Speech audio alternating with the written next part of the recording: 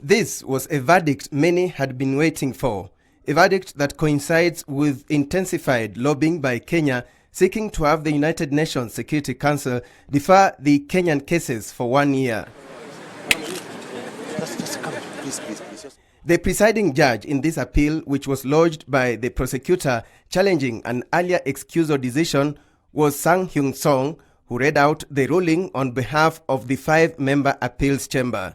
The trial chamber provided Mr. Ruto with what amounts to a blanket excusal before the trial had even commenced, effectively making his absence the general rule and his presence an exception.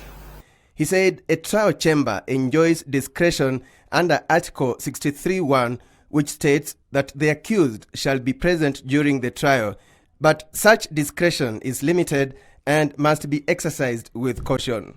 He said there must be consideration of alternative measures, including but not limited to changes to the trial schedule or short adjournment of the trial.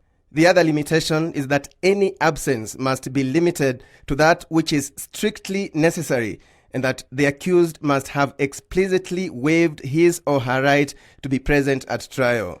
Immediately after the ruling, when Ruto's trial resumed, his defense asked for a 3-day excusal to allow the deputy president to return to Kenya, as President Uhuru Kenyatta is scheduled to travel to Rwanda for official duties. Once the president is back in the country, Mr. Ruto will get a plane and come back to The Hague. The prosecution opposed the application, prompting deliberations on what the appeals chamber meant by giving the trial chamber discretion to decide on the issue of absence. This is the nature of the accused work, and ergo not exceptional, and certainly not unforeseen. In the presence did the appeals chamber overrule the trial chamber's assessment that important functions of an extraordinary dimension might constitute an exceptional circumstance that warrants excusal? To the extent that the effect of applying the discretion in that manner would result in the absence of the accused being the rule rather than the exception, yes, my submission is it was overruled.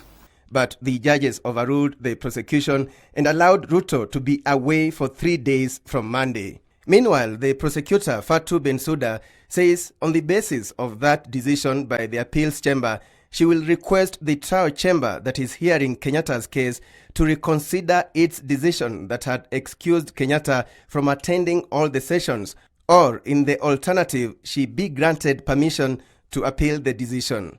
And later today, President Uhuru Kenyatta filed a new application asking the trial chamber to move his trial from 12th November this year to February next year. His application comes 2 days after the prosecutor was allowed to add 2 new witnesses to her list of witnesses. Alex Chamwada for Citizen Weekend.